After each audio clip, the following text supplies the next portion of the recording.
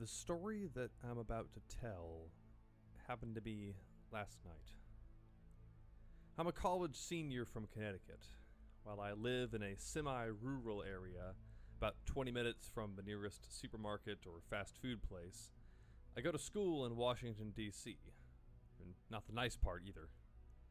Being the good student that I am, though, I picked a real major, accounting, and I interned for a mid-sized PR firm doing pencil-pushing grunt work and getting paid $20 an hour. College is expensive as hell, though, so at night, after the office closes, I deliver pizzas. It's for a cheap, drunk food kind of pizza place that has an absurdly large delivery radius and is about 20 minutes south of my house. So basically, the further north you go from there, the more rural it gets. I work until closing time, which is around 9:45 p.m. So that night, I'm in the back of the joint, folding pizza boxes like a good little corporate drone, when the counter girl comes on back with a delivery slip. She tells me that the customer sounded weird on the phone, kind of like he was talking through a fan or through his hands, and that he was almost like gurgling. My experience with DC instantly makes me think crackhead, although around here it's way more likely to be a benzo freak or painkiller addict. So I automatically assume some weird interaction will occur. I look at the address and I see it's kind of in the middle of nowhere. I'm a little mad because I don't want to drive that far, but screw it. It's also the weirdest ticket I've ever seen. The guy ordered a large pizza with anchovies, ground beef, ham, sausage, pepperoni, literally $15 worth of extra toppings. Is this right? I ask the counter girl. I think so, she says. Couldn't really make it out, though. I did my best. She's like 16, so I cut her some slack, assume she was daydreaming, and I call the number back. The phone rings 5, 10, 15 times. No answer. I hang up and call again. This time, the phone goes right to, "The number you have dialed does not have a voicemail box that has been set up yet. Goodbye." Okay then. We run the situation by the manager, and he decides that we'll just make the pizza as ordered and proceed from there. I pop out to make a different delivery to some drunk couple across town, and on the way back, I silently hope that someone else had taken the weird pizza in the meantime. Surprise, no one did. It's my turn. Begrudgingly, I take the pizza and get back in my car. I enter the address into my phone. It's on a side street adjacent to a park that the locals call open space, which, despite the name, is about 500 acres of straight woods. It's about 25 minutes away, basically on the edge of our range. I put on some music and crank my Subaru out to this road. If you're not from a rural area, this can be hard to explain, but winter in the woods is scary. There is not a single sound, ever. Unless there's something larger than a cat walking around, it's you and dead silence. I finally get to the address. There are a few houses on the street, but they sit on probably 5 acres apiece, so they're spaced out a fair amount. I'm looking for number 1134. I pass 1130, then a long stretch of nothing, then 1144. Huh. I just want to get this over with and get to my next delivery without getting stabbed by some pillhead over a pizza. So I call the number. It rings, then stops. There's no sound now, but instead a kind of buzzing or humming, and it's getting louder and louder. The phone is connected to my stereo, so I hang up, not wanting to ruin my speakers. At this point, my windows are fogging up because I'm pulled over between those two houses. I roll a window down, and I am immediately overcome by the odor of decaying trash, like driving through Newark. It's gross, so I put the car in first and start pulling towards this next house. At the end of the driveway, there's a stanchion with a light on top. I decide to park at this place and knock and ask if maybe they gave the wrong number over the phone. I'm probably 100 feet away when I see someone step out of the darkness and into the light at the bottom of the driveway.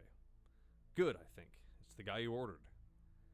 I'm expecting this dude to be all over the place, leaning over and whatnot, but he's not. I stop the car about 10 feet from him. He's wearing a black coat that looks about 3 times too big, even though he's probably got about 5 inches on me. I try to avoid eye contact at first.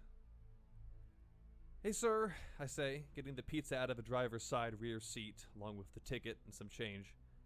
"Sorry about the wait and the calls. This is pretty far out." No response. I realize I should be watching him, considering the signs. That smell is still pretty pungent. I know it's not garbage day. I place the pizza on the roof of the car. He's standing under the light on the opposite side. I finally pay enough attention to get a good look at him. He's giant tall. No shoes, ripped up jeans, stains everywhere. I look at his face. His eyes are sunken, so much so that I can't even see them under the light. I'm getting real sketched out because this guy hasn't moved or said a word. I stop the process and just stare at the guy. I can see now that he's staring right back at me with those freaky eyes. His head is sort of bobbing side to side, but not in any fluid sense at all. It's kind of like a car door, how it stops halfway open, then you give it another shove and it stops it all the way open. I watch his head do this with no real pattern for probably 10 seconds. Between the stench and the head thing and the eyes and the not answering, I'm starting to get really uneasy. I stand frozen, so does he. Without breaking eye contact, I take my phone out of my pocket and hold it level with the roof, so I can look at the guy and my phone at the same time. I go to recent calls and dial the guy's number. The phone starts ringing, but I hear no phone anywhere. Then, out in the quiet of the woods, I hear, faintly, a ringtone, maybe 50 or 100 yards away. The guy's just standing there, still doing the head thing, but I swear I see that bastard smile. I finally get the courage to speak. Can you please come get this? Also, I think you may have dropped your phone when you were hiding a body in the woods or whatever." I laugh nervously, still thinking maybe this guy dug too deep into the bottle or found some PCP or some shit. I see his mouth open, head still bobbing, feet planted in the ground. He makes sort of a low, guttural, quick grunt, then a high grunt, then a low grunt. They're sort of soft, kind of like someone clearing their throat. I've shut the rear passenger door at this point, and I'm ready to book it to the driver's seat if I've got to. Just as I go to call that phone again, I hear words. He speaks. "The phone's not mine." My mind is at DEFCON 5, like just full panic attack. My knees are weak. I'm literally about to peace out. I push the pizza to the far side of the car away from me. Finally, I muster a response. "Sir, you're freaking me out. I have a 45 and less than $20 on me. Please just take this so I can leave." When I say this, the head bobbing stops. His dark eyes burn a hole through my skull. He opens his mouth again. "It was his." "What?" I say, stunned. "It was his. The phone was his." The guy comes towards the car, not a step, but like one huge muscle spasm that propels him forward. "The phone was his." He repeats. I'm on the verge of tears at this point. I'm still standing next to an open driver's side door with the pizza on the roof over the passenger side rear door. The guy jerk jumps closer to the car once more. "The phone is not his anymore." I blubber for a moment, wordless, and then I get the balls to scream at him. "I'm gonna call the cops and blow your fucking head off if you don't get out of here right now." I see this son of a bitch smile this creepy smile, and without moving his mouth, I hear him say, in a completely different voice, a voice I've never heard before, "Go away! Stop following me! I'll call the police!" In another big, jerky motion, the thing reaches forward, takes the pizza off the top of the car, and places a couple of small, round objects on the roof. surrounded by some kind of dark liquid that spreads over the metal like an egg yolk. I don't even think. I just get in the car and haul ass down the road. I leave the hot sleeve for the pizza. I leave the shit on the roof. I don't even close my door all the way. I go down the road at about 80 for a quarter mile, then pull a U-E because I don't want to get even more lost with this psycho here. I whip down past the place where he was. Nothing. When I get to the end of the street, there's a stop sign to merge with the main road. I look right. All clear. I look left. And when I turn, this thing's face is 12 inches from my own, staring at me through the window. I peel out. Eventually, finally, I make it back to the pizza place. I'm shaking like hell. I smoke a joint right where I sit just to calm me down, which I never do when I'm working. I walk in the front door of the pizza place, and the counter girl gets my attention. "Hey," she says, "that guy at the open space house just called back. He said you forgot some food, but he only ordered that pizza, right? He said to come back. I don't know." I look at my phone. The first time since throwing it in my car along with myself. 14 missed calls from that number. All of the voicemails are empty, except the last one. All I can hear is ragged breathing and those low grunts. I start crying and bawling my eyes out in front of the counter girl. I don't even care. I find somewhere in the back to sit for 10 minutes and calm down. When I do, I remember the stuff on the roof. I go out to my car and turn on my flashlight. The roof of my car is covered in this weird viscous liquid that smells like blood. I throw up in my mouth at just the sight and stench of it.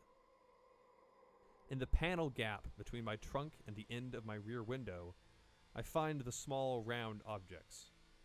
They're quarters. They're covered in the same maple syrup thick goopy blood shit, and stuck to them is also soft little chunks of what I can only imagine is tissue. I go to open my car, and my blood turns to ice.